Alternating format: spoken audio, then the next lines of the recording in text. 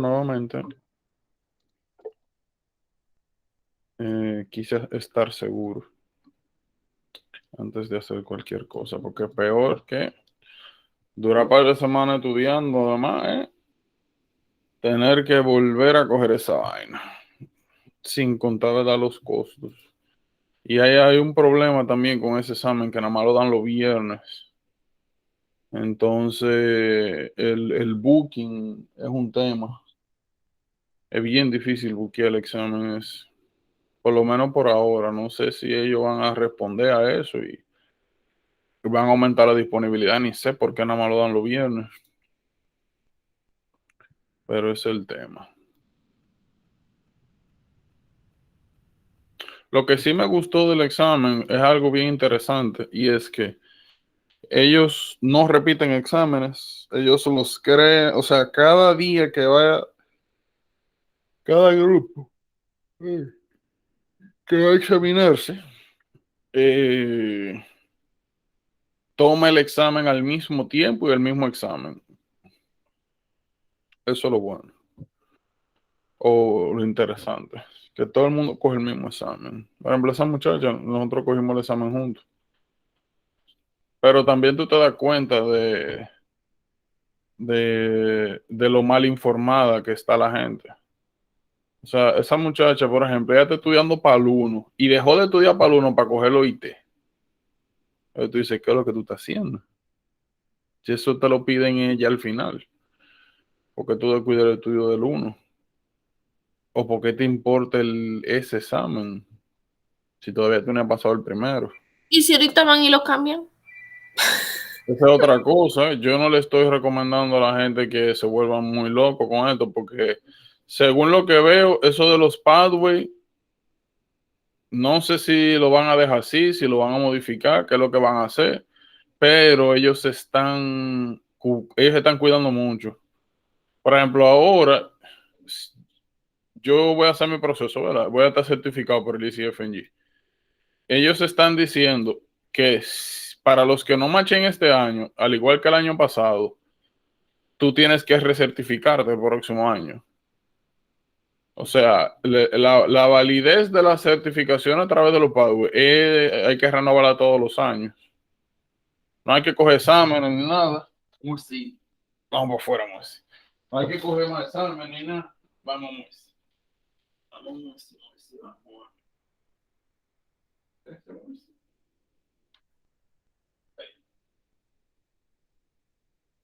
No hay que coger exámenes ni nada, pero eh, están haciendo la revisión periódica de este asunto. Posiblemente solo Padua y se acabe en un tiempecito. Esa es una de las razones por las cuales yo le digo eso mismo. No cojan ese examen, no se pongan en broma con eso hasta que usted no esté totalmente seguro que ese año te va a aplicar. ¿Por qué entonces? O sea, no tengo nada. Pero en fin. Vamos a hablar de trastornos de tiroides. Ya nosotros vimos el eje, hipotálamo, TRH, hipófisis, TSH, el órgano diana, que en este caso sería, ¿cómo es que la tiroides hace? Tiroides. Aquí, T3, T4. Vimos que la T4 era la que se encargaba principalmente de hacer la inhibición en el eje, la retroalimentación negativa. Esto positivo, esto positivo, esto positivo. Ok. Entonces, lo que nosotros vamos a ver ahora es hipotiroidismo, hipertiroidismo. Miren, la gran mayoría de los trastornos hormonales se dividen en primarios, secundarios, terciarios. Cada vez que nosotros, por ejemplo, ahora decimos hipotiroidismo o hipertiroidismo primario, cada vez que en endocrino digamos primario, se refiere al que el problema está en la glándula. Siempre digo hipotiroidismo primario, el problema está aquí en la tiroides. Hipertiroidismo primario, el problema está aquí. Si yo digo secundario, generalmente me refiero a un problema central, sobre todo pituitaria. Por ejemplo, tengo un adenoma de pituitaria, tengo un prolactinoma, tengo empty cell turca syndrome. Entonces esto es secundario. Regularmente, terciario se refiere a cuando hay algún problema en el hipotálamo. Cuando el problema está alrededor de los factores liberadores. En caso de tiroides, lo más común que vamos a ver es hipertiroidismo primario, secundario. O el problema está o aquí o aquí. Entonces,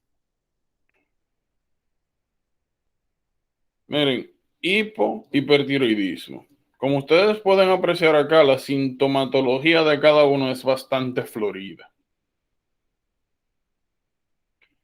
Hiper e hipotiroidismo van a ser diferenciales importantes de un reguerazo de patología, desde patología psiquiátrica, cardíaca, gastrointestinales y de órganos reproductivos. Esto te lo va a meter en la sopa. O como diagnóstico o como diferencial. Entonces, ¿qué yo les recomiendo? Que busque patrones. Y ahora en adelante, cada vez que usted vea a alguien con intolerancia al frío, constipación, en el caso de la mujer, trastornos en el menses, en la menstruación. Cada vez que ustedes vean una gente que se siente cansado constantemente, aunque duerme bien, descansa. Cada vez que ustedes vean esta sintomatología o depresión, hay algo llamado depresión inducida por hipotiroidismo. Cada vez que ustedes vean estas presentaciones, tienen que tener en cuenta hipotiroidismo. ¿Cuál es el problema mayor? Que alrededor, por ejemplo, aquí, constipación. Cuando entremos a gastrointestinal, vamos a ver que constipación, 500 millones de causas. Hay que considerar hipotiroidismo por ahí. Cuando entremos, hablemos de psiquiatría, depresión, hay que considerar hipotiroidismo. Aunque sea una depresión mayor, clínica, que tenga todos los criterios del mundo, hay que TSH, nada más por si acaso.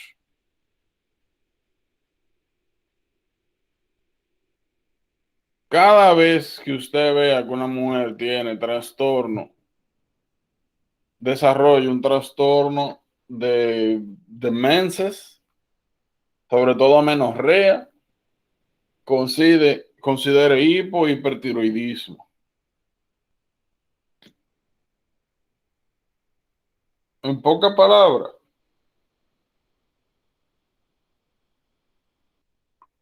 donde quiera que usted vea estos síntomas, considere trastornos tiroideos. Tienen que buscarlo. Es de los diagnósticos que hay que buscar.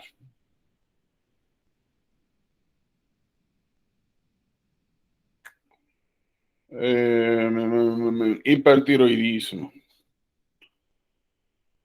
Cada vez que ustedes vean intolerancia a calor, pérdida de peso sin una explicación aparente. Lo mismo, trastornos menstruales, palpitaciones, diarrea. Pueden tener aumento de temperatura, pero no fiebre. Raro que llegue a fiebre. hipertiroidismo. Cuando a alguien le digan que tenga como ataques de pánico o ansiedad, considere hipertiroidismo. Palpitaciones, patologías cardíacas, arritmias, sobre todo atrial fibrillation, considere hipertiroidismo. Como yo le dije, tiroides lo van a meter en la sopa. Literal.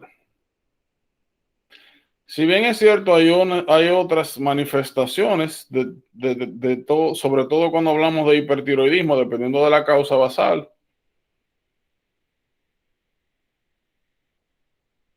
Lo que más comúnmente van a ver son estos patrones. Creo que mencioné, sí, diarrea.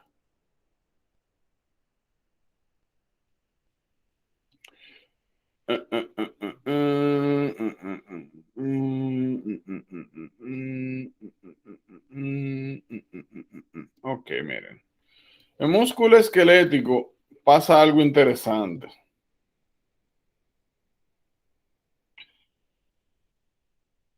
El sistema musculoesquelético, independientemente de cuál sea el rearrangement con las glándulas tiroides, se ve afectado.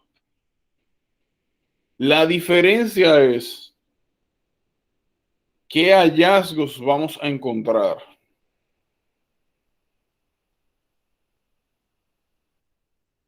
Es una pregunta clásica del Step 1, preguntar por los valores de CK, dependiendo de cómo usted va a encontrar los valores de CK, dependiendo de la patología tiroidea. El CK en hipotiroidismo está elevado. El CK en hipertiroidismo está normal, pero ambos desarrollan proximal weakness muscular.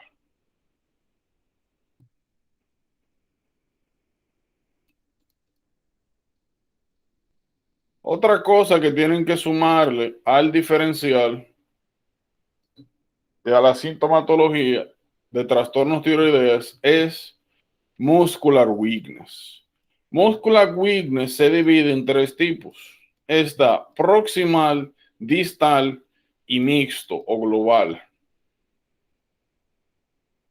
Proximal weakness se refiere a que las áreas donde se unen los limbs al cuerpo desarrollan pues debilidad muscular.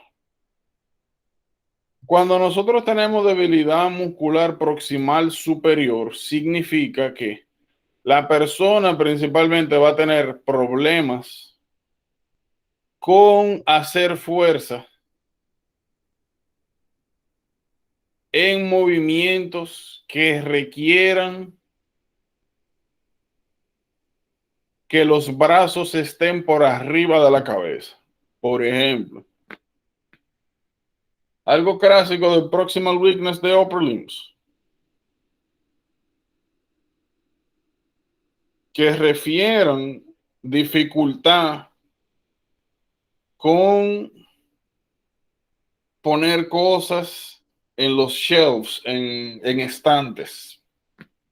Imagínense una persona, una mujer que le trae en consulta, le dice que la razón por la que ella está yendo, o el caso general, es porque ella está notando que cuando ella organizaba las cosas en la casa, después de fregar, lo que sea, se le estaba haciendo difícil poner las cosas en los estantes que le quedaban, en las estanterías que le quedaban por arriba de su cuerpo, pero que, o sea, de su cabeza, de sus hombros, pero que anteriormente eso no era un problema, que ella siempre ha sido muy independiente y que ahora cada vez que va a poner algo por arriba de sus hombros, que tiene que cargar algo por arriba de los hombros, tiene que llamar a otra gente. Eso es proximal weakness de miembros superiores. Proximal weakness de miembros inferiores regularmente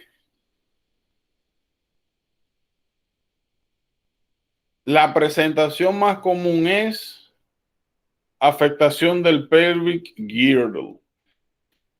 ¿Y cómo se manifiesta? Es una persona que para levantarse bueno, para subir escaleras y para levantarse luego de estar sentado, necesita utilizar bastante los brazos. Si tú le pones los brazos hacia adelante como que van a hacer una sentadilla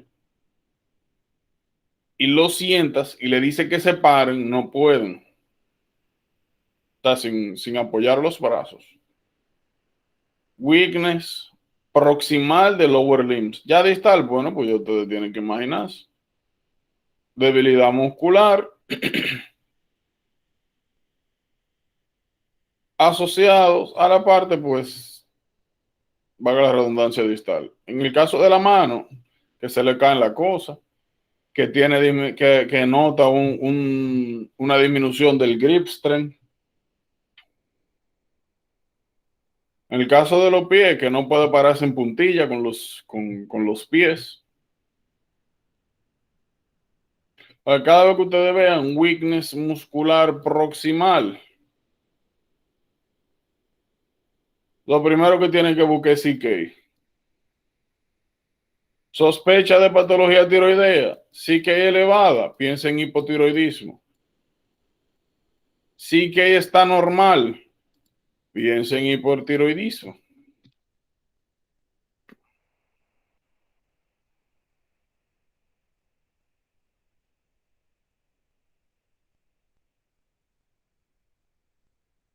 Sufren de preguntar los niveles de CK, como les dije, en tiroides, trastorno de tiroides.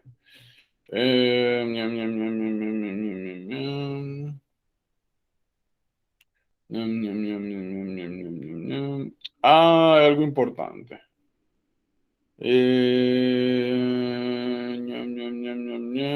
Aquí. Sobre todo esto.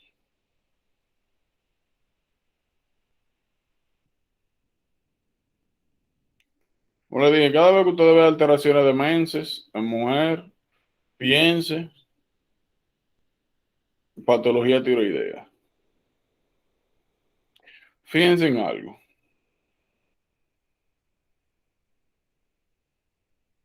Cuando nosotros tenemos, esto pasa principalmente en mujer, cuando nosotros tenemos afectación de tiroides, regularmente se desarrolla infertilidad. Pero más importante aún, en el caso de hipertiroidismo, se desarrolla ginecomastia. Como mencioné anteriormente, dependiendo de dónde esté el problema, van a ser las diferentes lecturas de las hormonas tiroideas. Por ejemplo, si usted tiene un problema tiroideo primario, un problema con la glándula tiroides, entonces no se está produciendo T3 ni T4. Si no hay T3 ni T4 inhibiendo, causando el feedback negativo hacia la producción de TSH y TRH, significa que en hipotiroidismo primario usted va a encontrar la TRH elevada, TSH elevada y la T4 disminuida. Regularmente la T3 usted la encuentra normal, T4 disminuida. Eso es hipotiroidismo primario, el problema está en la glándula. ¿Alguien recuerda con qué otra hormona se relacionaba TRH? Aparte de estimular la secreción de TSH, ¿qué más estimulaba TRH?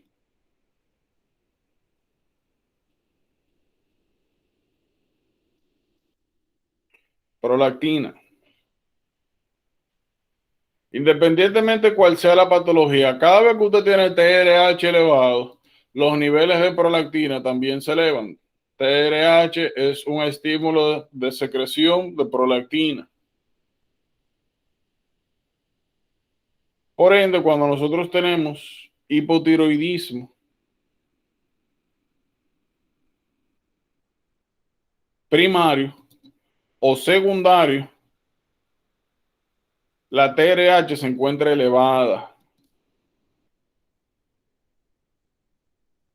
Por ende, de manera secundaria vamos a tener niveles de prolactina elevados. Prolactina elevado, ginecomastia, infertilidad, galactorrea. Cuando nosotros entremos a sexual, vamos a ver que prolactina compite, es una hormona que compite, que bloquea los receptores, que bloquea el efecto de los estrógenos, principalmente testosterona también, pero principalmente estrógenos. Por eso es que dicen que la mujer, mientras está lactando, no queda embarazada. Mientras haya prolactina, hay bloqueo de estrógeno. Mientras los estrógenos estén bloqueados, no hay ovulación.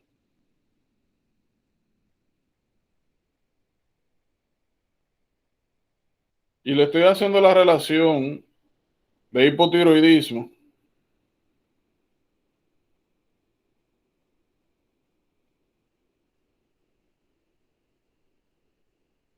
con la relación a otros sistemas hormonales, porque son cosas que le van a preguntar, que qué es lo que pasa, que por qué una persona con hipotiroidismo está desarrollando infertilidad, porque está desarrollando galactorrea, ginecomastia, niveles altos de prolactina. ¿Por qué? Porque la TRH indirectamente promueve la secreción de prolactina, y la prolactina tiene efectos antagónicos frente a estrógenos principalmente.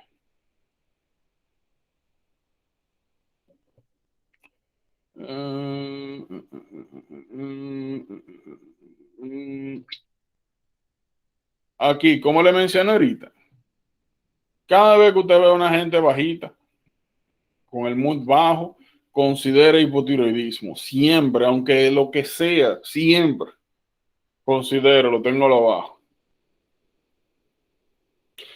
Cada vez que usted tenga una persona con ataques de pánico, ansiedad, considere hipertiroidismo, independientemente sea lo que sea, por si acaso. Cada vez que a ustedes le mencionen que una persona, todavía no hemos hablado de sleep disorders, pero cada vez que a alguien, que ustedes vean un caso, que le digan a una persona que está durmiendo de manera adecuada, que está durmiendo 7, 8 horas, pero que se levanta cansado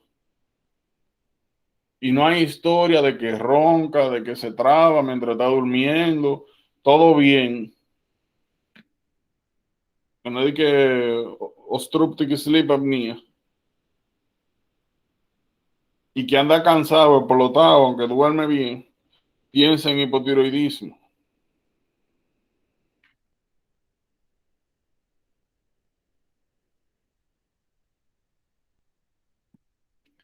De ahora en adelante, cada vez que ustedes vean a alguien con atrial fibrillation, hipertiroidismo, o cada vez que vean un caso de hipertiroidismo y aparezcan palpitaciones cardíacas, busque su atrial fibrillation.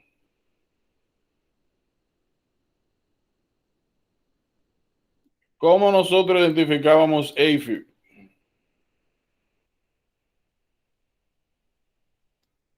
¿Cuáles eran los hallazgos electrocardiográficos?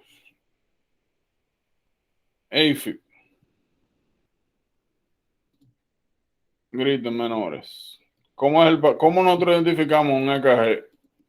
Atrial fibrillation. ¿Cuáles son los criterios, las características? Son principalmente dos.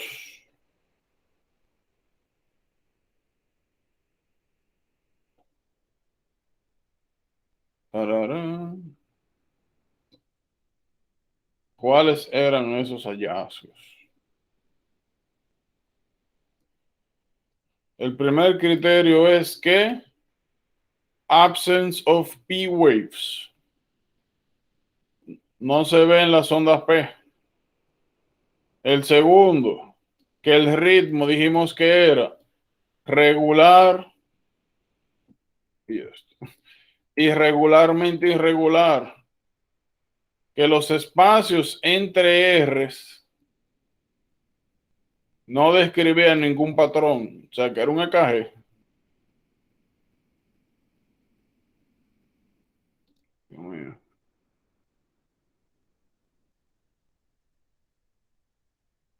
Bueno, imagínense que está bien. Bueno, eso parece un supraventricular taquicardia, pero ustedes entienden.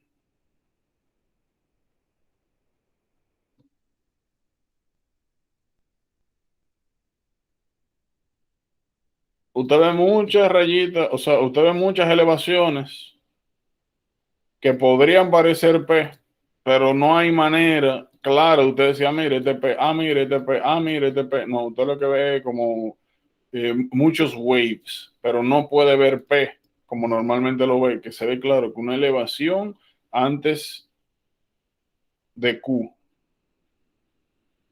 No hay discernible P waves.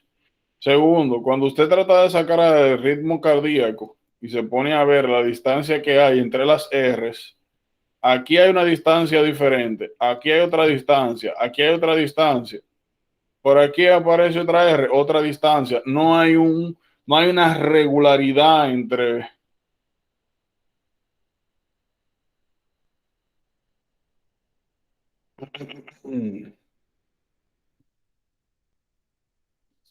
No hay un ritmo entre las contracciones ventriculares. AFib.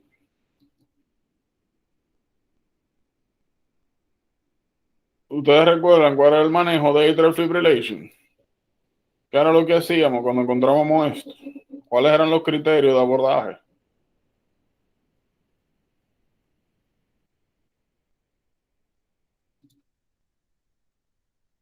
¿Cuáles eran los diferentes escenarios posibles con los que se van a encontrar?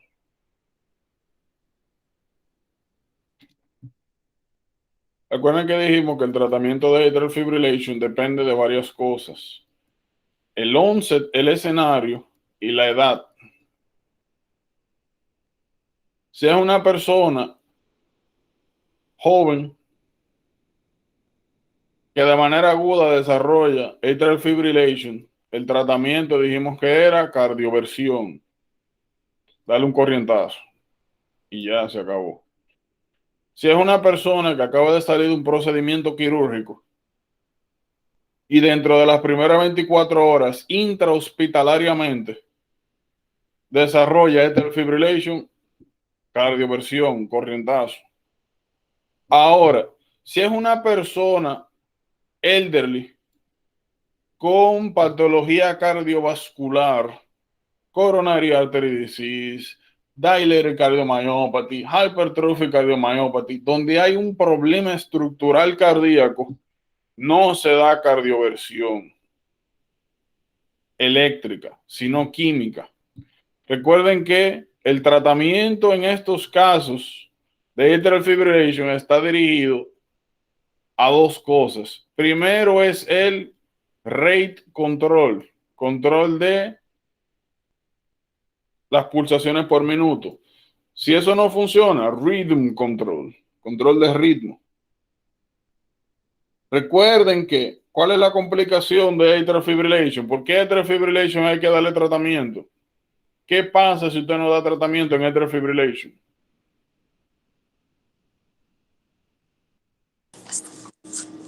Atrial flutter. Una cosa no tiene que ver con otra. Son flutter y AFib son dos tipos de arritmia, pero no es que una te lleva a otra. Dijimos que uno de los problemas con atrial fibrillation es que puede causar un flujo turbulento en la orejuela y se pueden formar clots, coágulos, que pueden secundariamente causar strokes isquémicos u otras patologías isquémicas, no solamente strokes. Por ejemplo, hay algo que se llama ischemic colitis. donde un trombo que sale del corazón va a circulación mesentérica.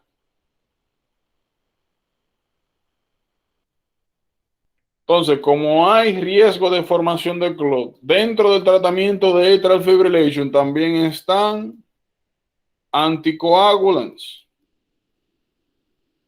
Hay que meterle heparina. No se descuiden con cardio. Que cardio es, mire, este punto regalado. Porque lo bueno de cardio es, como le dije en aquel entonces, o es fisiología o es que tienen que saberse muchas cosas y ya. Entonces, cada vez que ustedes vean un atrial fibrillation de ahora en adelante, tienen que pensar en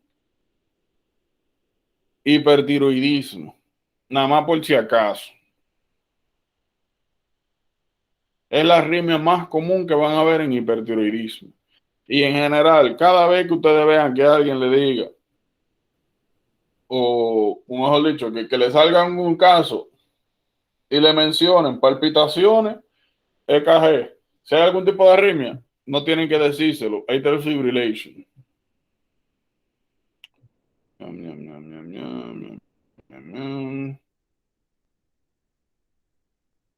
Miren, esto que ustedes están viendo acá es relativamente importante. ¿Por qué digo relativamente importante? Porque aquí lo que le están presentando son los laboratorios más comunes, pero hay otras causas, tanto de hipotiroidismo como de hipertiroidismo. Por ejemplo, miren acá lo que dice. En hipotiroidismo vamos a encontrar T3, T4 baja. Por si acaso, como le dije, si a ustedes le enseñan la T3 normal, igual hipertiroidismo, a veces la T3 está normal. Donde tienen que fijarse siempre cuando van a hablar de hipotiroidismo es TSH y T4. Si ustedes quieren a T3 ni le hagan mucho caso porque puede estar de cualquier forma.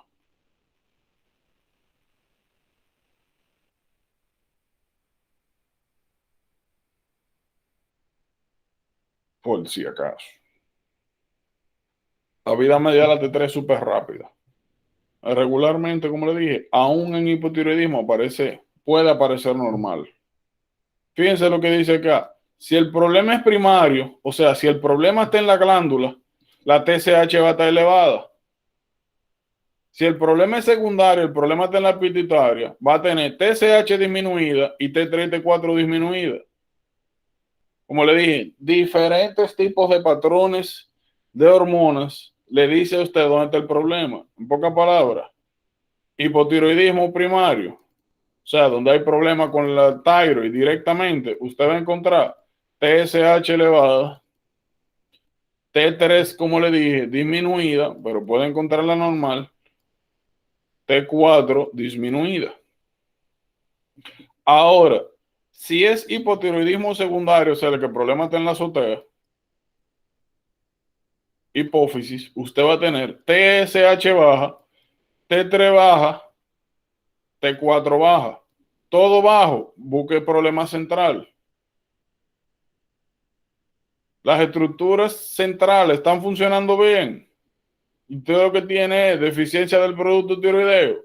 Busquen la glándula. Lo que le digo es que tiene que tener cuidado con la lectura. Miren acá, lo mismo. Si nosotros tenemos hipotálamo, hipófisis, tiroides. Si nosotros tenemos una glándula tiroidea que está funcionando de manera autónoma, o sea, hipertiroidismo primario, que la glándula se sale de la regulación del eje y comienza a secretar T3 y T4 como que no hay mañana, pues entonces los laboratorios que vamos a encontrar es T3, T4 elevada, la tiroides está produciendo mucha hormona, entonces es primaria. Segundo, ya nosotros sabemos que el efecto que tiene T3 y T4 sobre TSH y sobre TRH es inhibitorio. Entonces, hipertiroidismo primario, vamos a encontrar T3, T4 elevado, TSH y TRH disminuido, porque el problema está aquí. Esto está respondiendo bien a los niveles que hay circulantes de hormonas tiroideas.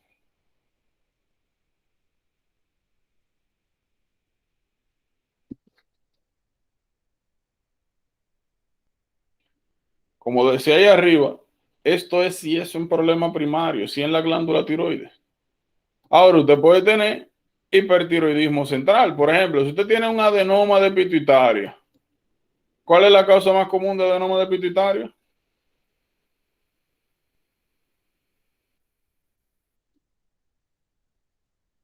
Prolactinoma. Donde usted tiene una hiperplasia de las células lactotropas. Ahora, así como usted puede tener un prolactinoma, usted puede tener un tumor de pituitaria secretor de TSH.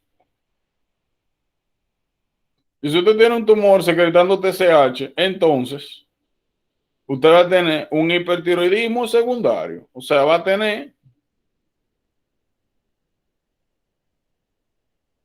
TSH aumentado. Acá. El que lo puso aquí. Va a tener TSH aumentado, TRH disminuido, porque el problema está aquí. TSH aumentado significa que está llegando más thyroid stimulating hormone a la tiroides. ¿Cómo responde la tiroides? Secretando T3, T4. Entonces, hipotiroidismo primario, T3, T4 elevada, TSH, TRH baja. Hipertiroidismo secundario, problema está en la pituitaria, TSH elevada, T3, T4 elevada, TRH disminuida, porque nuevamente T3 y T4 cuando sale la tiroides viene a inhibir. ¿Cuál es el problema? Que no inhiben la TSH porque es que aquí hay un tumor productor de TSH. Ahora, como no hay ningún problema en el hipotálamo, se sigue no se sigue. El efecto inhibidor de T3 y T4 hace su efecto fisiológico. Por eso fue que le dije en estos días, tienen que tener mucho cuidado con endocrino, tienen que saberse los ejes. Usted se sabe los ejes, usted identifica la patología desde que le dan los diferentes valores de laboratorio.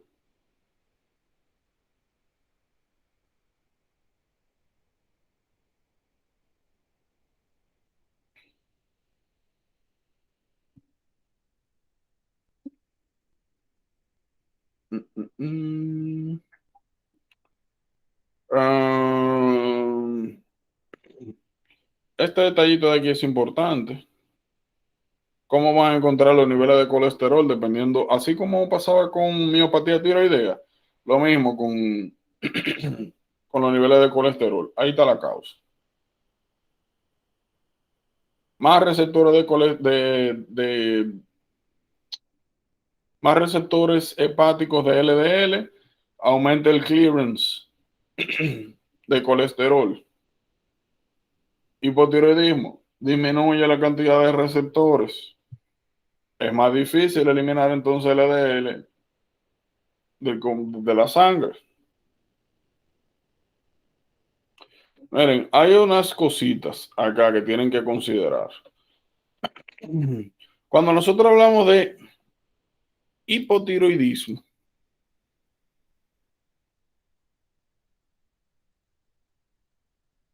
hay que considerar dos tipos de edemas en tiroides. Está pretibial mixedema y está mixedema.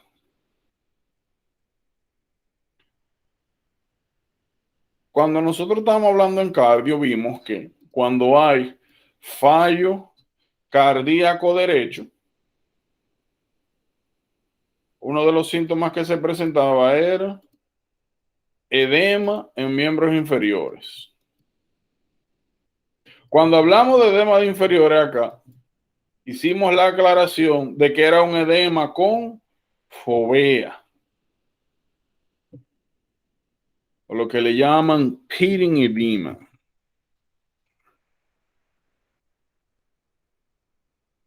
Pitting edema. Le busqué la imagen, le enseñé.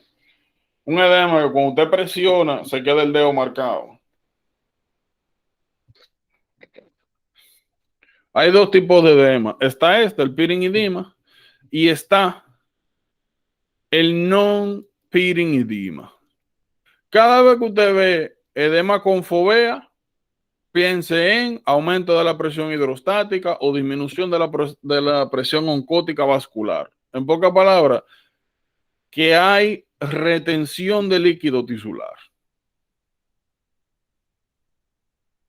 Ahora, si usted tiene edema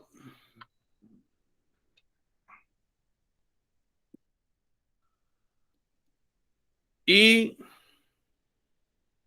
no hay fovea, usted presiona y no se forma esta estructura, sino que lo contrario. Usted siente el tejido firme, duro. Piense en dos cosas. O en patología tiroidea o en oclusión linfática. Algún problema con el drenaje linfático. En el caso de que sea una patología tiroidea, hay dos tipos de non-pitting edema. Está mixedema en hipotiroidismo y está pretrivial mixedema en hipertiroidismo, especialmente, o mejor dicho, únicamente cuando hablamos de Graves. El non-pitting edema, para que tengan una idea, es cuando usted agarra, bloquea el drenaje linfático o aumenta la secreción de proteoglucanos en un tejido que causa acumulación secundaria de líquido en los tejidos. Cada vez que usted ve a una gente que tiene edema en miembro inferior, en cara, regado, hasta que hasta puede parecer anasarca, un edema generalizado, pero es non-pitting, no aparece fovea, piensa en hipotiroidismo. Ahora, si el edema únicamente aparece delante de la tibia,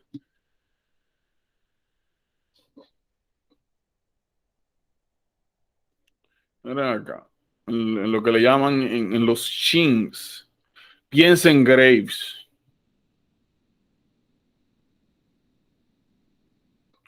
No, mira, esto se ve mucho mejor. Exagerado, pero mucho mejor. Era el linfedema, el linfedema. Miren acá. La piel se pone leathery, parece cuero, literalmente piel. Se pone rugosa, shiny, rugosa, como literalmente cuero, piel tratada. Lo ve solamente delante de las tuberosidades tibiales, por arriba del ángulo y por debajo del knee. Busque su Graves.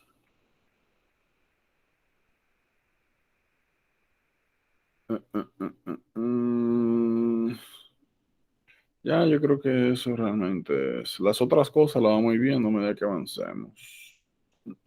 Ya. Como ustedes ven, como les mencioné ahorita, hipertiroidismo, ustedes lo van a ver muchas patologías. Como les mencioné ahorita, el cuidado que usted tiene que tener en general, siempre considere el problema tiroideo cuando ustedes vean cualquiera de los escenarios que comentamos ahorita.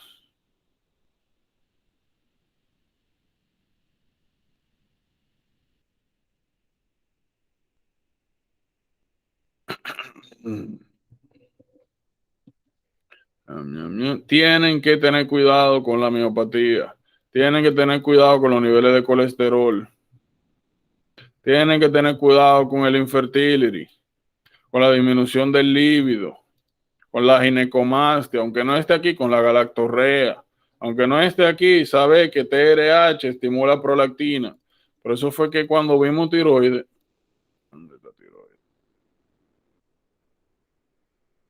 Mírenlo. Ah, no, fue en prolactina, perdón. Mírenlo aquí. Cuando vimos esto, le dije, miren, TRH aumenta la secreción de prolactina. La prolactina, habíamos dicho que era un antagonista de hormonas sexuales. Como les mencioné, inhiben la secreción de estrógenos y testosterona. Pero tienen que saber que aparte de este efecto general, la prolactina directamente antagoniza los estrógenos.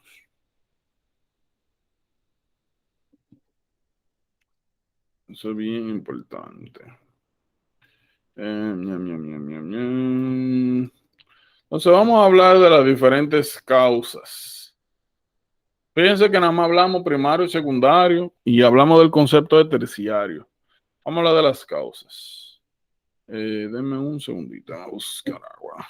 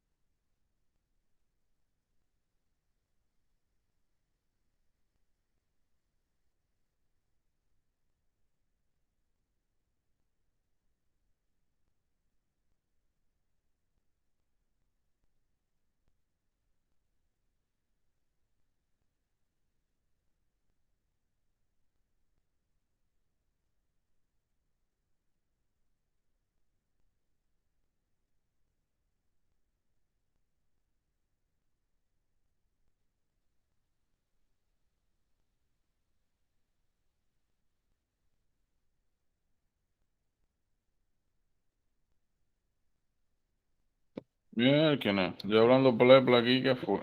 Tenía esto apagado. Ay, contra, mala mía.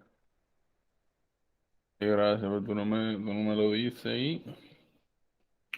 ¿Qué yo voy a hacer con mi vida? Esto es cretinismo. Vamos para acá.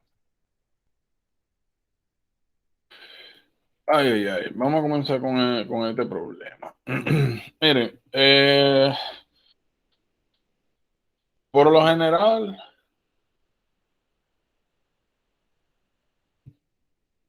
como hemos aclarado anteriormente, cada vez que ustedes vean que le pongan slide, es importante. Significa que no es raro que le vayan a salir slides, tanto para que usted escriba o identifique, o como también hemos hablado, que le ponga descripciones escritas, y que atendiendo a eso se espera que usted tenga una idea de cuál puede ser el diagnóstico. Ahora vamos a conocer las patologías.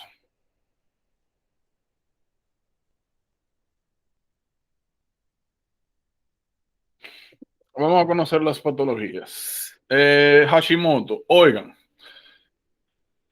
cada vez que ustedes vean una mujer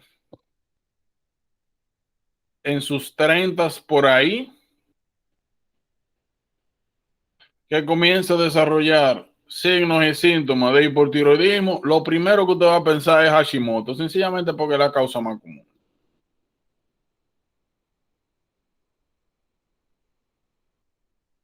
Hemos mencionado anteriormente que cada vez que nosotros vemos una patología que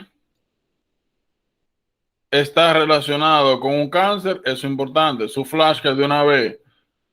Hashimoto thyroiditis, associated cancer. Tú tienes que hacer una flashcard, se lo van a preguntar. Le van a poner una persona, una mujer con Hashimoto tiroiditis, le van a poner que ya le dieron tratamiento.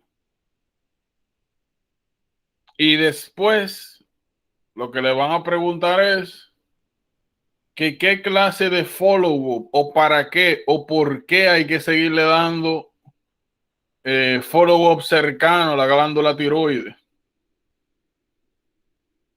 Bueno, de ahí en adelante ya aumenta su riesgo sobre la población general de desarrollar diffuse B-cell linfoma. Así como hablábamos ayer, patologías que tienen repercusiones en otros órganos aumentan el riesgo de cáncer, sobre todo si es un cáncer específico. Importante tener esos datos, porque son cosas que le van a preguntar asociaciones. Como dije, mujer, joven, 30, 40, hipotiroidismo, Hashimoto. Los diferentes tipos de hipotiroidismo nosotros lo vamos a dividir en dos grandes grupos. Todos los hipotiroidismos desarrollan bocio, o sea, enlargement de las glándulas tiroides. Una de las diferencias más importantes es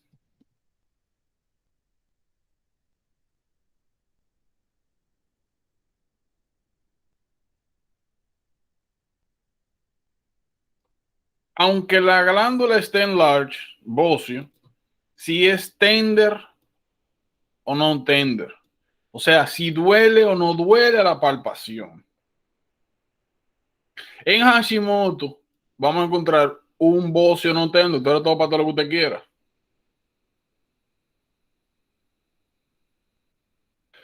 Otro cuidado que tienen que tener con Hashimoto es el siguiente. Vamos a esquematizar. Hashimoto tiroiditis. Una mujer 30, 40 con signos, síntomas de hypothyroidism. Bocio, non tender.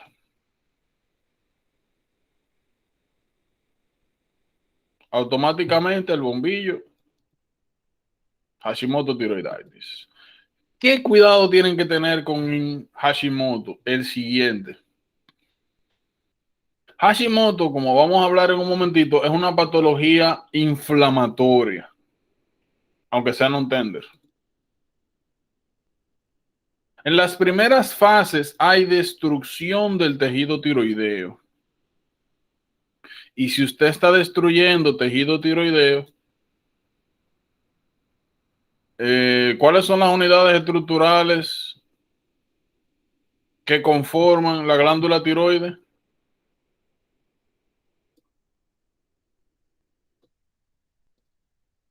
Ok, rephrasing la pregunta.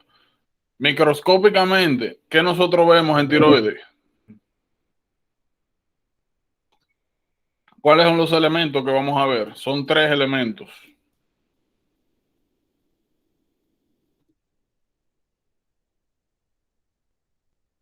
Cuando ustedes le digan tiroides y ustedes cierren los ojos, lo primero que tienen que, entre comillas, visualizar es la histología tiroidea. Cuando vimos el marco general histológico, vimos que había coloides, células foliculares y células parafoliculares. Vamos a buscar aquí, thyroid histology. Mírenlo aquí. ¿Se acuerdan?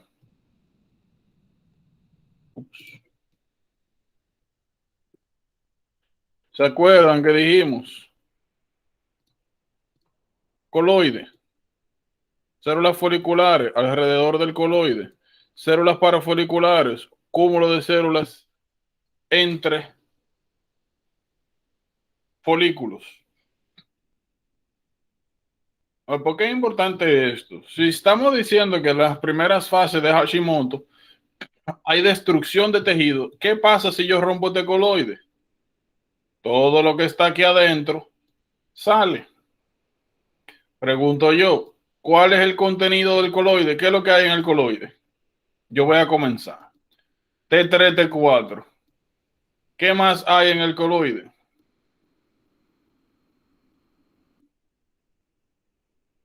Thyroid peroxidase. Tiroglobulina.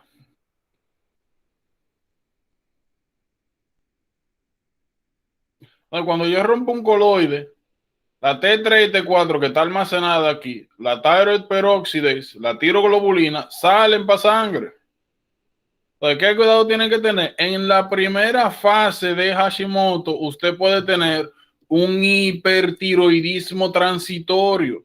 Pero ese hipertiroidismo, perdón, es porque cuando se están rompiendo los folículos, salen las hormonas. Pero después que usted rompe los folículos, entra la fase hipotiroidea.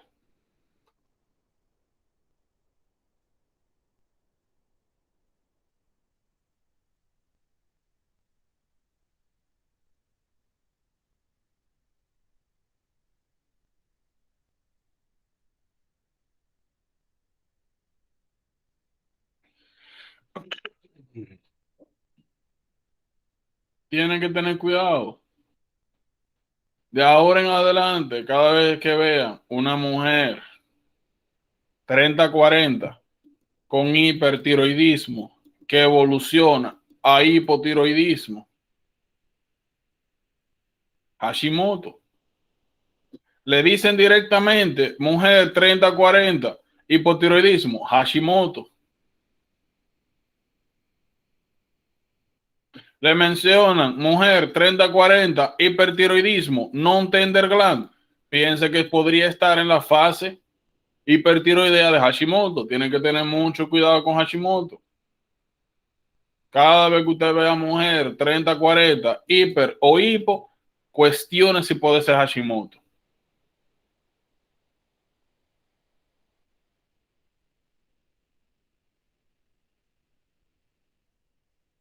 Bien importante eso.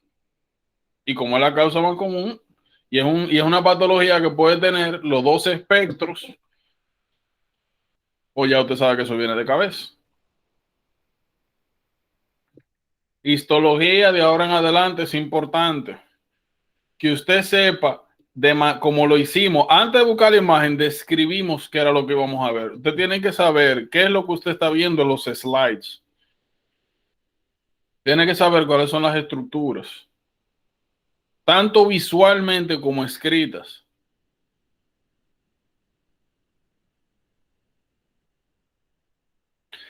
Y tener claro cuáles son los componentes. ¿Por qué esto es importante? ¿Saber cuáles son los componentes de coloide? Vamos a ver en patologías donde se utiliza tiroglobulina. Vamos a ver que tiroglobulina es un marcador de recurrencia de cáncer de tiroides. Usted agarra a una gente, le quita la tiroides por cáncer de tiroides, 6, 7, 8, un año después, usted le mide la tiroglobulina y está alta, dejó tiroideo por ahí, o hay una metástasis. Porque si usted quitó la tiroides, ¿de dónde está saliendo la tiroglobulina? Eso en los folículos que está. Pero usted quitó la tiroides, entonces ¿de dónde?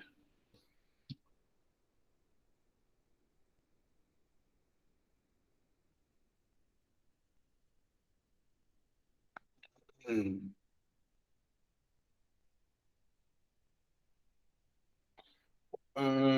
Pues sí.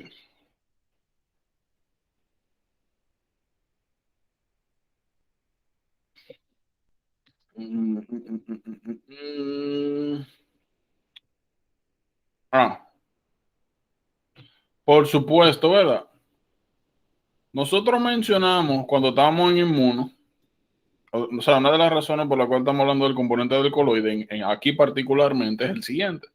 Cuando nosotros hablamos de inmuno, dijimos que inmuno no solamente reconoce los elementos extraños, bacterias, virus, hongos, sino que, aunque sean elementos propios, si están en un compartimento donde no pertenecen, son extraños.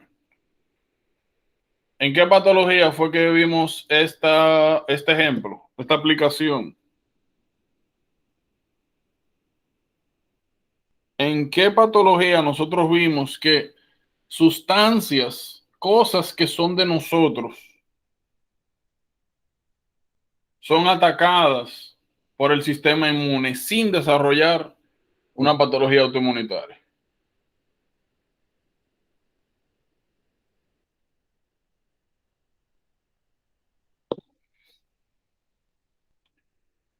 ¿Se acuerdan de el proceso de desarrollo de placa de ateroma que dijimos, daño endotelial, filtración de LDL al endotelio vascular, que posteriormente la LDL se oxida, LDL oxidada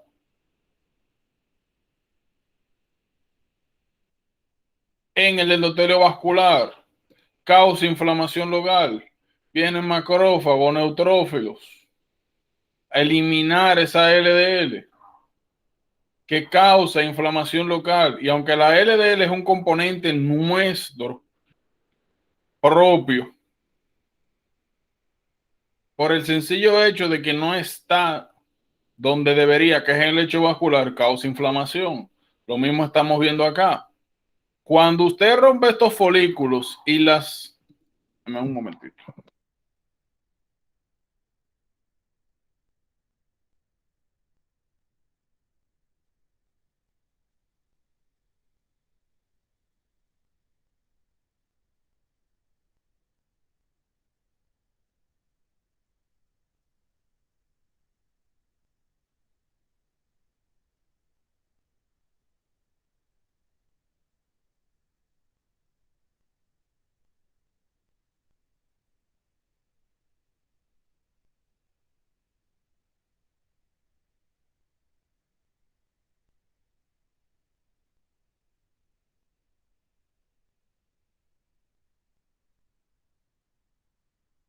Ok, pues sí. Bueno, como estas proteínas normalmente están aquí adentro, o deben estar acá, si el folículo se rompe por la causa que sea y salen estos elementos a sangre, comienzan a ser reconocidos por el sistema inmune y eliminados, porque no pertenece, esto no debería estar en la sangre, esto debería estar aquí en los coloides. ¿Cómo responde el sistema inmune? Clásico, Son proteínas. Desarrollamos anticuerpos. Por eso es que nosotros vemos que en la serología de Hashimoto tiroiditis se desarrollan estos marcadores. Y vamos a ver lo mismo también. Patologías inflamatorias donde hay destrucción de folículos tiroideos, liberación de coloides, vamos a encontrar estos marcadores, no solamente Hashimoto, donde sea que haya. Destrucción de folículos. Fíjense, nosotros mencionamos hace un momento que uno de los cuidados que hay que tener con Hashimoto tiroiditis es el riesgo de que luego de que una mujer, menciono mujer porque es la más común, pero hombres pueden tener Hashimoto. Luego de que debutan con la patología, pueden secundariamente desarrollar linfoma. La razón por la cual aumenta este riesgo es porque una de las características principales de Hashimoto tiroiditis es que aparecen estas estructuras. Pregunto yo, si ustedes tuvieran que describir este slide, olvídense de centros germinales, que eso ya lo sabemos. ¿Cómo ustedes describirían este slide de manera general? ¿Qué ustedes ven aquí? De acuerdo a lo que hemos visto hasta el momento, histológicamente hablando. Imagínense que ustedes le tiran ese slide y le dicen, oye, ¿qué es eso? ¿Qué usted ve aquí? ¿Qué vemos?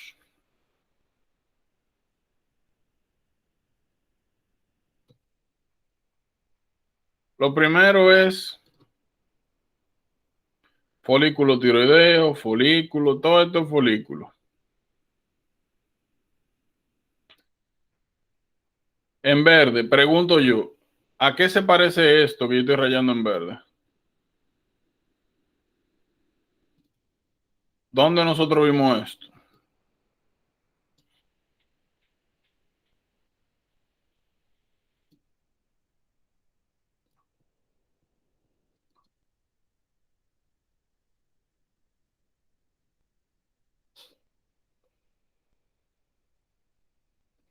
¡Tarán! ¿No se parece? Nódulos linfáticos.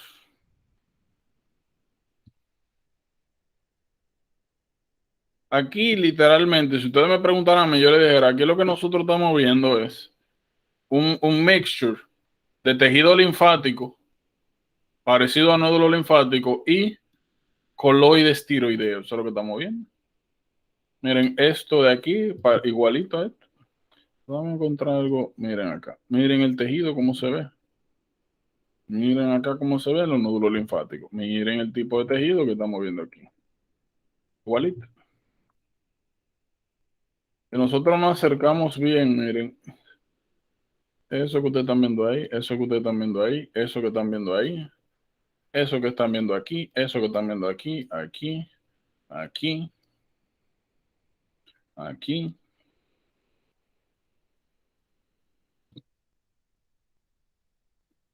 Vamos a hacer algo bien divertido. Vamos a poner aquí A. Vamos a poner aquí B.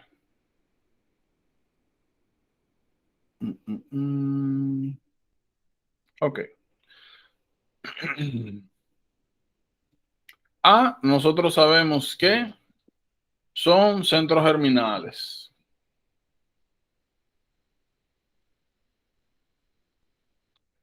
¿Qué era lo que nosotros encontrábamos en los centros germinales, Emily?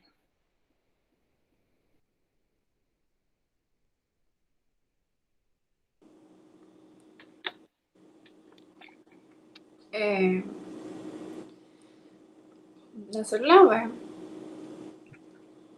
Voy a rephrase la pregunta. ¿Cuáles son los componentes estructurales de los lymph nodes?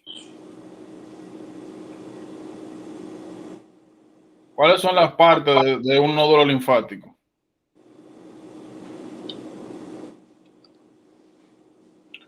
Si yo Los digo un folículos, Folículo, médula. güey, primero por parte, las partes generales, ¿cuáles son? la Son parte, tres partes generales y luego hablamos de estructuras particulares.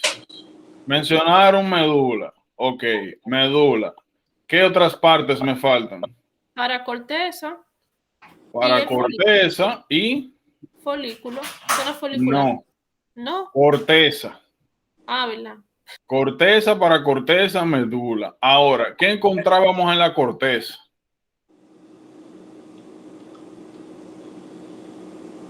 Los folículos. Aquí sí están folículos. ¿Qué había en los folículos? ¿Qué era lo que encontrábamos en los folículos? Las células B. Células B, ¿en qué estructuras? Ahí.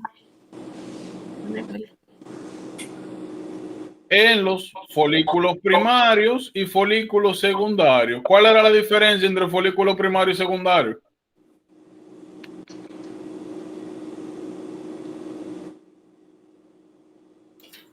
Uno era eferente y otro no eferente. ¿No era eso? No, esos son los vasos que llegan. Ah, pues no sé.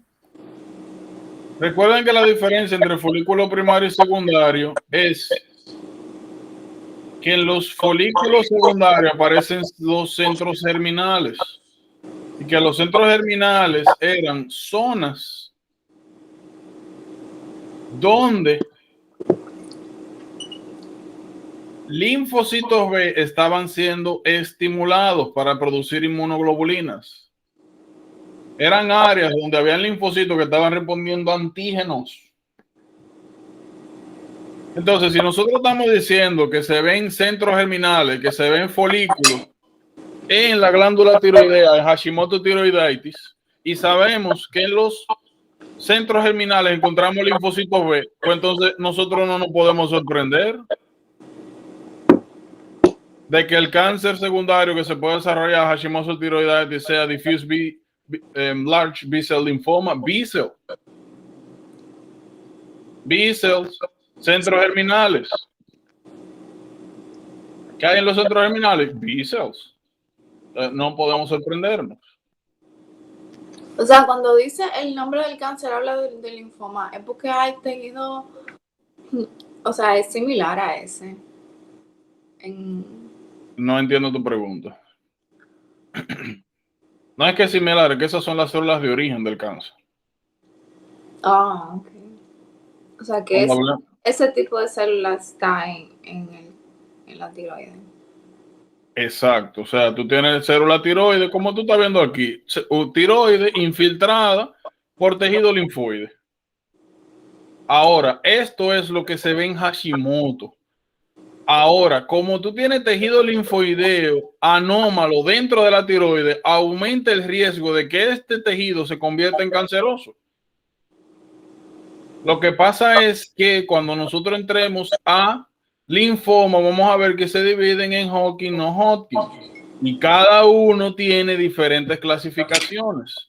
Una de esas clasificaciones es el diffuse large B-cell lymphoma, que lo podemos ver aquí asociado a Hashimoto tiroiditis. Entonces, la importancia nuevamente de saber cuáles son los componentes estructurales no es finura, es que usted puede aplicarlo y estaquear los conocimientos, se hace más fácil.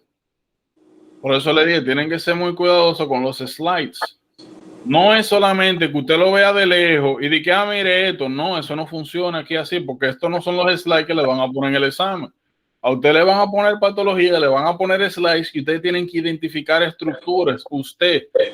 Y no solamente para decir que, ah, mira, esto es tejido tiroideo, esto es de tejido linfoide. No solamente para eso, sino para que usted tenga una idea de qué es lo que está pasando. Entonces, en paracorteza, ¿qué es lo que nosotros encontramos?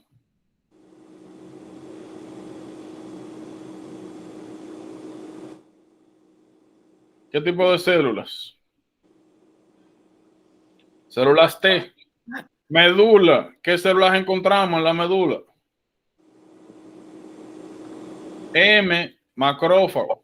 Medula, macrófago.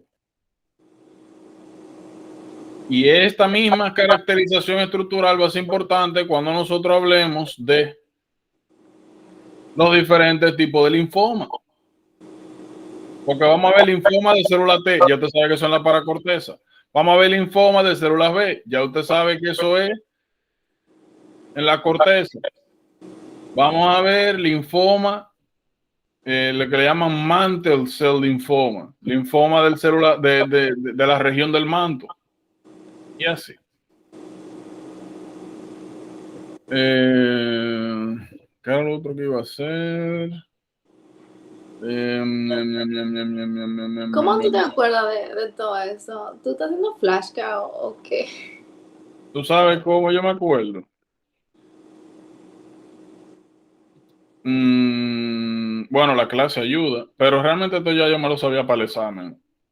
¿Cómo me acuerdo? Leyendo, viendo escenarios, haciendo preguntas, forzándome esto, a aprenderme las cosas así de cabeza, de memoria, porque es que cuando tú te aprendes las cosas así, es difícil que se te olvide, siempre y cuando tú lo repases periódicamente.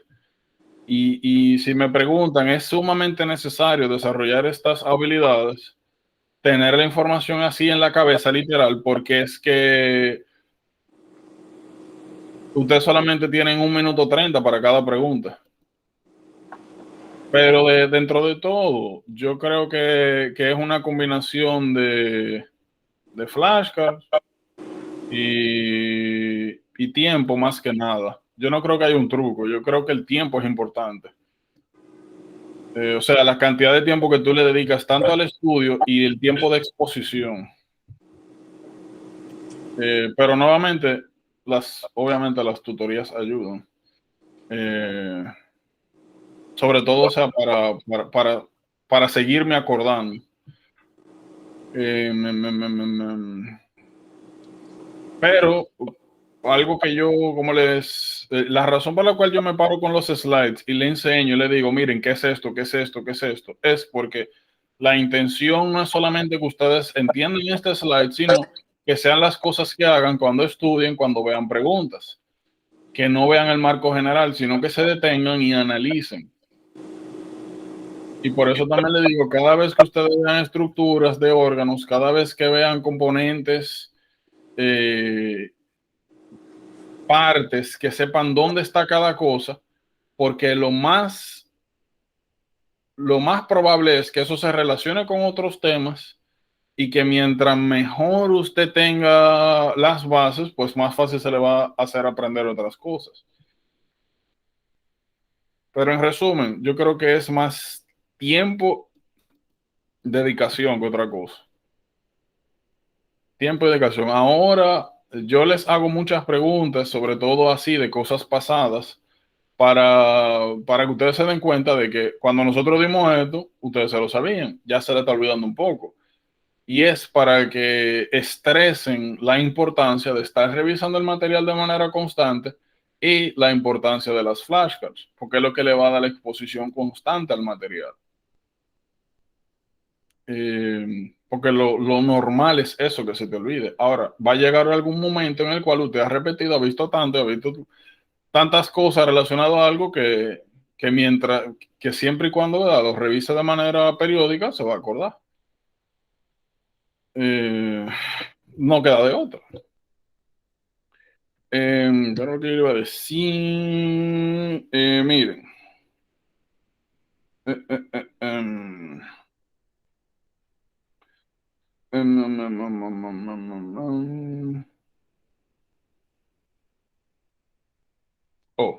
Lo otro que le iba a decir, miren, hay en casos particulares donde sí no es necesario que tengan así una descripción panorámica de qué es lo que está pasando. Ahora, En otros slides, lo que usted va a tener que reconocer directamente son, más que características generales, patrones. Esto que usted está viendo aquí es una célula de Hartle. Célula de Hartle nosotros no solamente lo vamos a ver aquí en Hashimoto tiroiditis, sino en relación a algunos cánceres.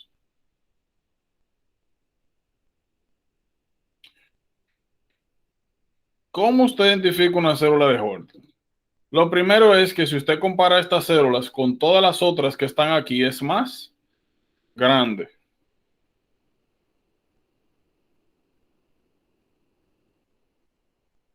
Lo segundo es que la tinción, el patrón de tinción que describe referente a las otras células es distinto también. Usted ve un exterior oscuro, un núcleo oscuro, o sea, como la membrana oscura, núcleo oscuro, y el citoplasma un poco más claro. A eso es lo que le llaman oncocitos.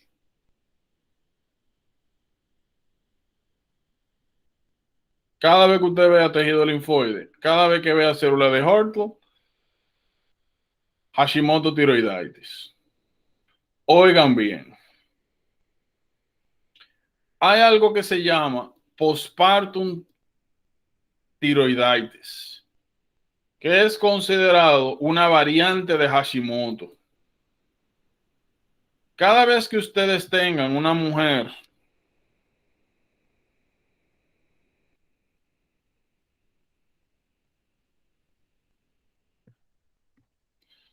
cada vez que ustedes tengan una mujer que haya dado a luz y que en los próximos 12 meses desarrolle síntomas de hipotiroidismo, postpartum tiroiditis. ¿Qué tienen que saber? Regularmente es autolimitado. A diferencia de Hashimoto. Usted le dio Hashimoto, usted se embromó. De ahí para adelante, hormona tiroidea, surveillance para cáncer. Postpartum. Si acaso, mientras haya una fase hipotiroidea, usted puede dar hormonas tiroideas, pero regularmente es autolimitado, pasa. Y de ahí para adelante, todo normal.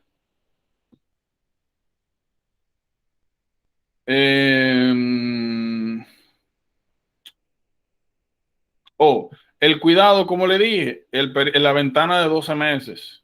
Cuando uno piensa en postpartum tiroiditis, uno dice, eso es semana, un mes.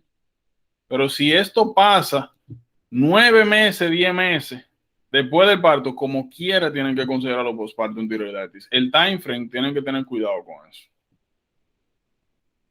Como dije, a diferencia de Hashimoto,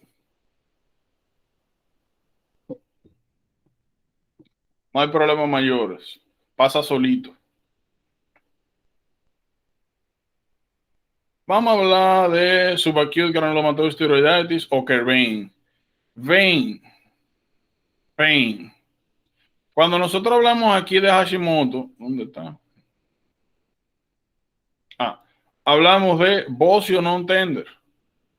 En Kervain se desarrolla un bocio doloroso. Hay un enlargement de la glándula tiroides que duele. Kervain, pain. ¿Qué es lo más importante? Miren. Kervain tiroiditis. Tienen que sospecharlo cuando ustedes vean el siguiente patrón. Una persona que ha tenido una enfermedad viral. Regularmente es un flu cualquiera, influenza, una gripe cualquiera. Parecido a Hashimoto, puede iniciar con destrucción de folículos, por ende una fase hipertiroidea que regularmente transiciona a una fase eutiroide, o sea, normal, y posteriormente una fase hipotiroidea. La fase final es la que cuenta, al igual que Hashimoto, y es una causa de hipotiroidismo. Pero dentro de su evolución, nuevamente, por la destrucción folicular, puede haber una fase transitoria hipertiroide.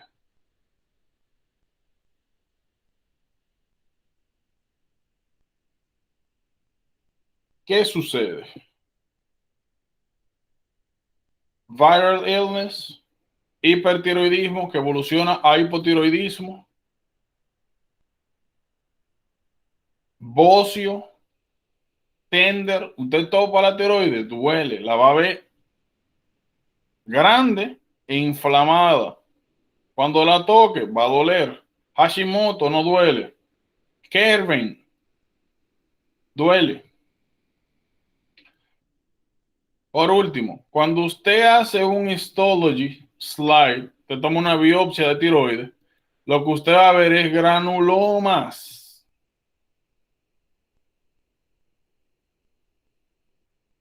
Hashimoto no duele. Histología, HER2. Infiltración del tejido linfoide, centros germinales. Kerben, granulomas. Aquí había.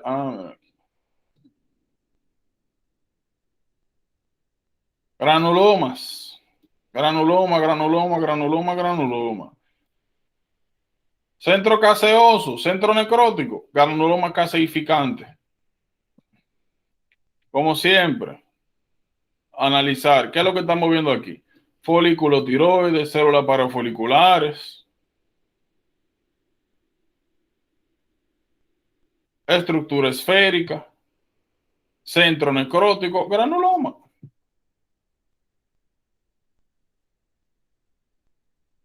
Entonces, una infiltración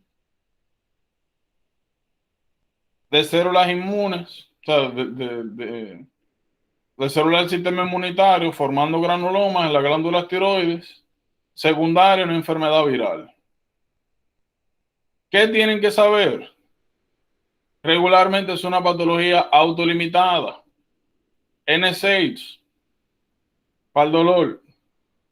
Si acaso es muy marcada la fase hipotiroidea, podría considerarse suplementación de hormonas tiroideas, pero regularmente pasa solito. No hay que hacer nada. Se va. Y después de eso no hay ningún problema. Kervin pain, duele. Granulomas en tiroides, sospeche de, si son caseificantes, sospeche de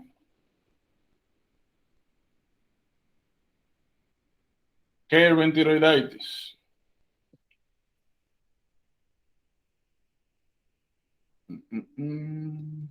Por último, Riedel. Oigan bien. Vamos a utilizar también la de Kervin.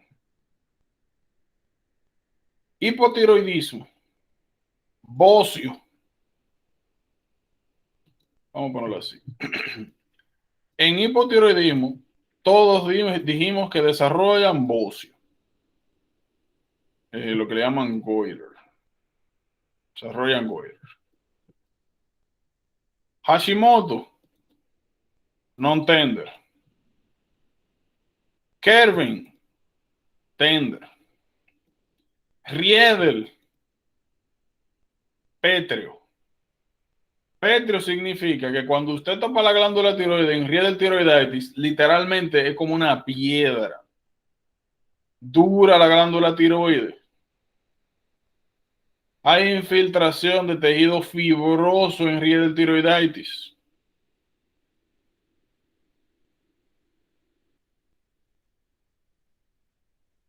¿Qué es importante que sepan de Riedel? Miren, el cuidado que tienen que tener es, como le dije, pétrea. No sé si lo mencioné aquí. La única que es tender es, como mencioné ahorita, Kervin. Suave y non tender, Hashimoto. Dura, non tender, Riedel.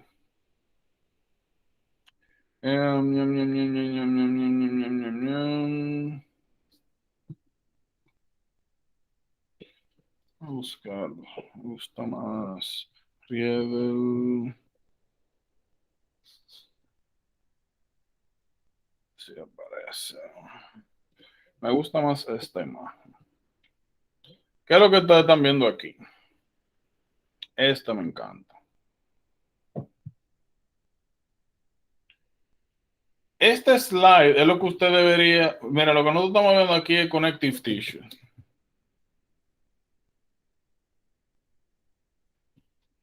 Imagínense que usted agarra, toma una muestra de tiroides y lo que usted ve es tejido conectivo. Cuando lo que usted debería estar viendo, mire, esta me gusta mucho porque se ven los dos. Lo que usted debería ver es pila de folículo. Está muy bonita esta imagen. ¿Por qué no me gusta la imagen que está en el libro? Porque se ve como si hubiese un infiltrado inflamatorio. Solamente, como que no se ve mucho el tema de lo principal. Mándala por el grupo, por favor. O bueno, si tú puedes, el like. O el link. Claro, aquí está. Si me lo acuerdan al final. Pero Dios mío, ¿por qué que las imágenes chulas y bacanas? ¿Qué me hacen esto?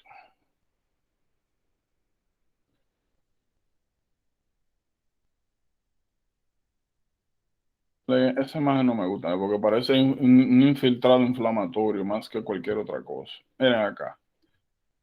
Lo normal que deberíamos ver en glándula tiroides es folículos, células parafoliculares, todo el mundo siendo feliz. Esto que nosotros estamos viendo aquí es tejido fibroso. Aquí estamos viendo algunos vasos sanguíneos, folículos. Pero aquí en el medio, salvajemente, tejido fibroso. Esto es lo que parece cartílago, tejido conectivo. Y es el problema que hay en red de tiroides. Infiltración de tejido fibroso. Por eso es que desarrolla esa consistencia pétrea. Miren, eso es importante. Es un diferencial de anaplastic carcinoma. Cuando hablemos de cáncer de tiroides, no me preocupen que yo le recuerdo Riedel. Ya. Ya.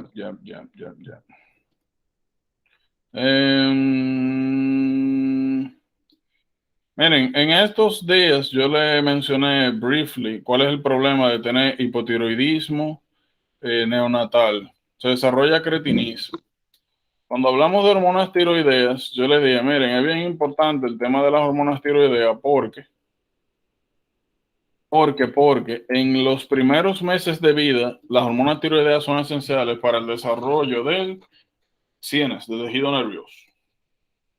Tejido nervioso, tejido nervioso. ¿Qué pasa? Si usted tiene hipotiroidismo congénito, desarrolla una patología llamada cretinismo. Cada vez que usted vea un niño que desarrolle, que nazca y tenga retraso mental, macroglosia, lengua grande, sospeche de congenital hypothyroidism, cheque glándula tiroides. Usted la palpa y no la siente. Causa más común, agenesia tiroidea. No hay tiroides. Usted le palpa el cuello, no hay nada.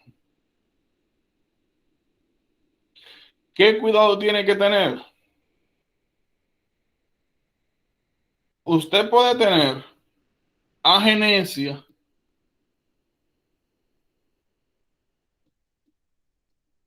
hipoplasia de la glándula tiroides. Si es hipogenesia, hipoplasia, regularmente desarrolla bocio. Si es agenesia, ¿qué bocio va a desarrollar si usted no tiene tejido tiroideo?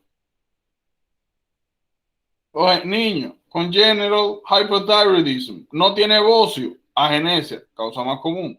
Desarrolló bocio.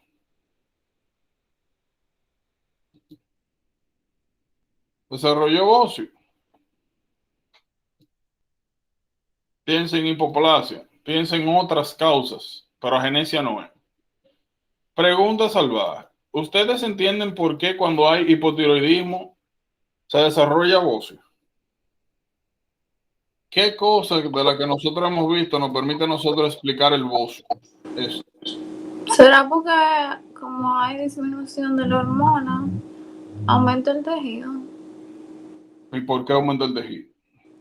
No, como un mecanismo, o sea, no un mecanismo, sino que yo me imagino que hay un estímulo, o sea, aumenta el estímulo de TSH y Okay.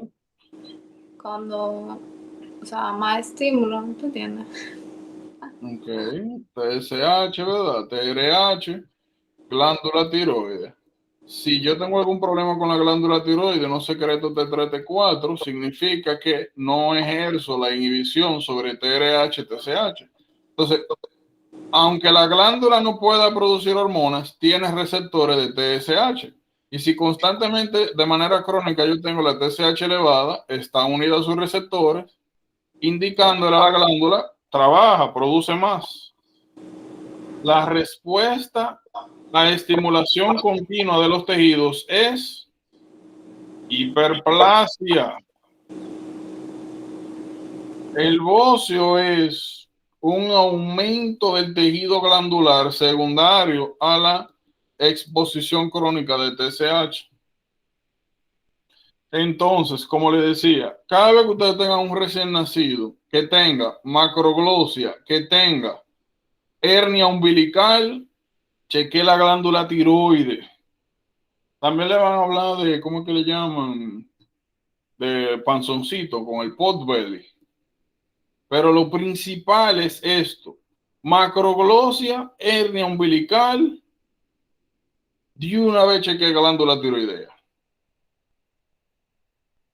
Eso es lo más común que van a ver. Un lenguón, una pancita y hernia umbilical, cheque de una vez.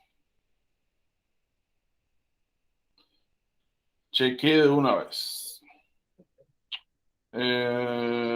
Ya hablé de esto. Ya.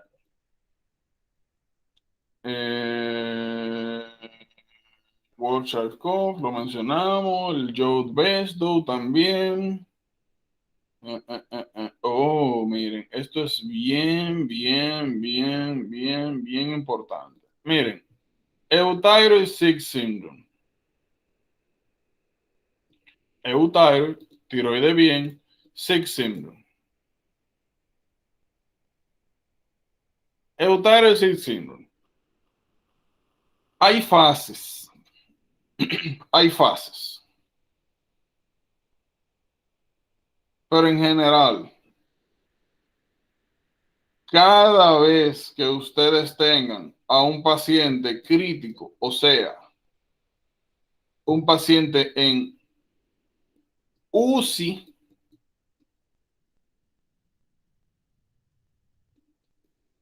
que haya llegado por la razón que más le gusta a usted, infarto, septicemia, stroke,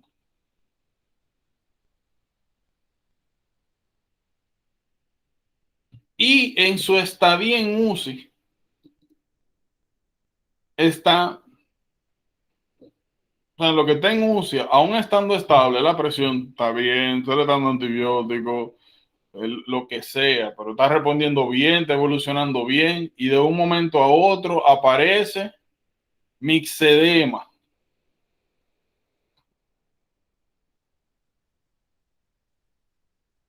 Tiene que pensar UCI, mixedema,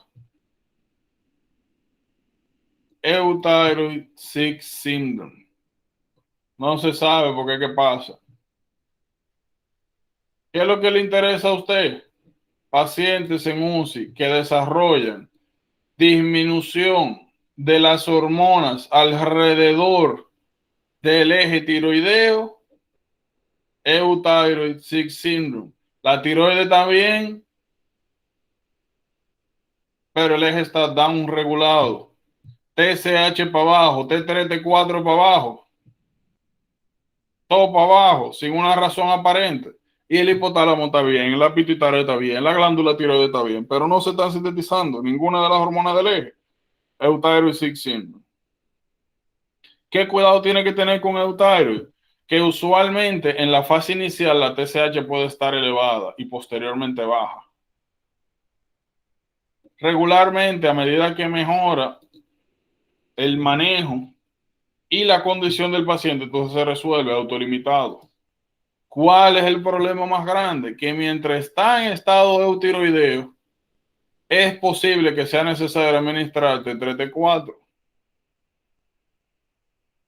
Paciente en UCI, crítico, desarrolla mixedema o edema sin fovea, piensen en Euthyroid Sick Syndrome.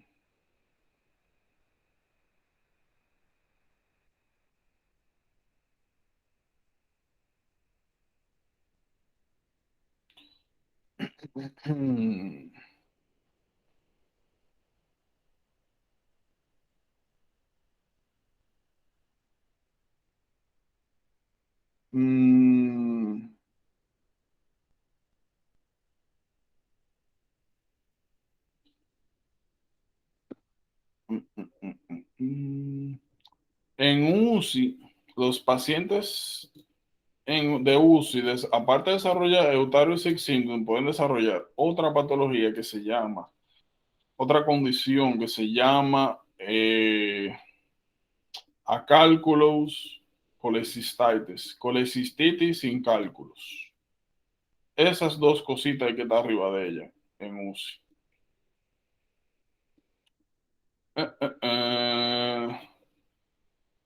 Vamos a salir de esto.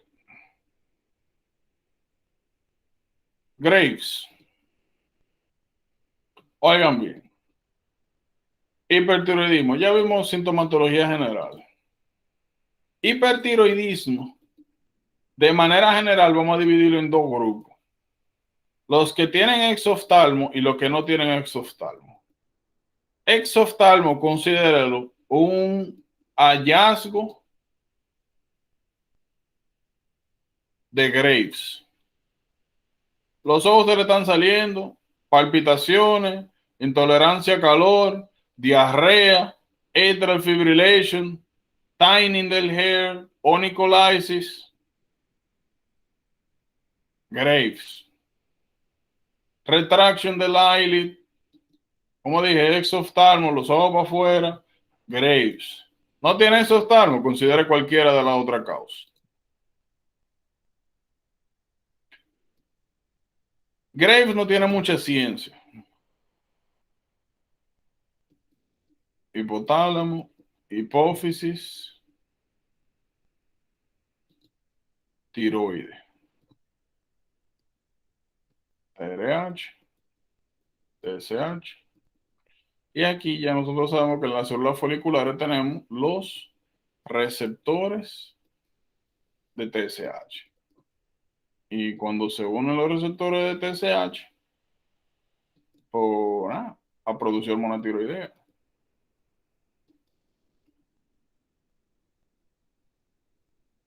Los receptores de TSH son una proteína cualquiera. Entonces, imagínense que el sistema inmunitario desarrolla anticuerpos antirreceptor TSH. Entonces, estos anticuerpos se van a unir al receptor de TSH. Y si se unen al receptor de TSH, ¿qué van a causar? Activación de los receptores. Pero también van a causar inflamación. Entonces, en Graves' disease hay inflamación del tejido tiroideo, ataque del tejido tiroideo, pero también un aumento no solamente de la liberación folicular de hormonas tiroideas, sino un aumento de la producción de hormonas tiroideas. Es una enfermedad autoinmune donde se desarrollan anticuerpos antirreceptores de TSH. Esa es la causa.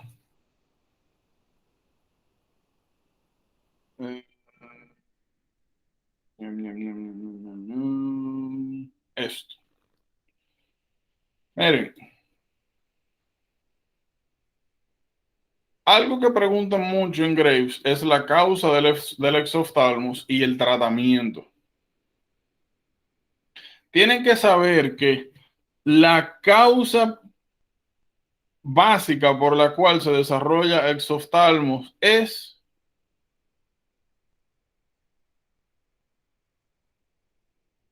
porque detrás del ojo en Graves' disease hay aumento de la grasa retroorbitaria y hay un aumento de los glucosaminoglucanos que causan secundariamente edema retroorbitario. Que es importante que sepan que estos dos efectos son secundarios al proceso inflamatorio inmunológico. Es en respuestas a citoquinas inflamatorias. Por ende, el tratamiento del exoftalmos es esteroides. Si tú tumbas la respuesta inflamatoria, se deja de fomentar la deposición de grasa y se disminuye la síntesis de glucosaminoglucanos detrás del ojo y por ende disminuye el exoftalmo.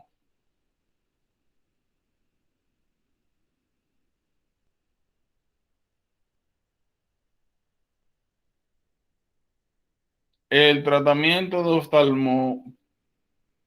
la oftalmoplejía secundaria Graves, del exoftalmos, es esteroides. Antes de dar tratamiento para Graves, hay que dar esteroides, porque puede empeorar la oftalmopatía.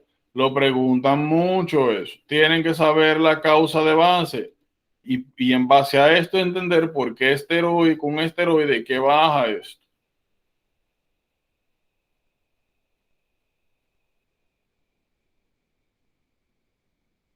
Importante.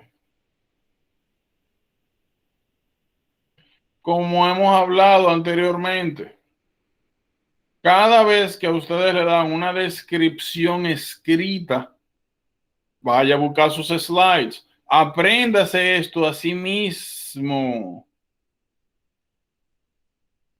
Porque se lo van a preguntar, le van a poner una imagen con una oftalmoplegia de Graves y le van a poner 4 o 5 descripciones histológicas escritas preguntándole de que qué es lo que usted espera encontrar en la biopsia de tiroides en este paciente. Te van a poner tal clado de follicular epithelial cells. B, infiltración de tejido linfoide. C, granulomas. D, infiltración de tejido fibroso. Se lo van a escribir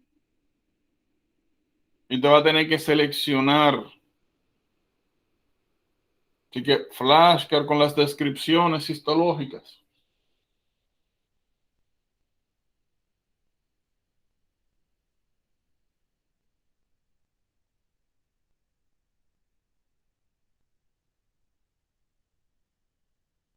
Mm, mm, mm. Mm, mm, mm. Realmente eso es, ya lo otro es súper straightforward. Graves, entender teología, la causa esta del exoftalmos, por qué hay que dar esteroides. Y en general, como mencionamos, tener en cuenta esto. Hipertiroidismo, hay exoftalmo, no hay exoftalmo. Hay exoftalmo, Graves, no busque más. Es la única patología tiroidea donde pasa eso.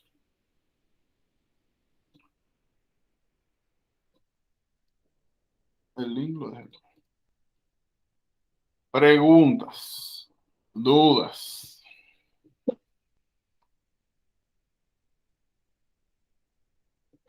No, seguras. Miren, por si acaso.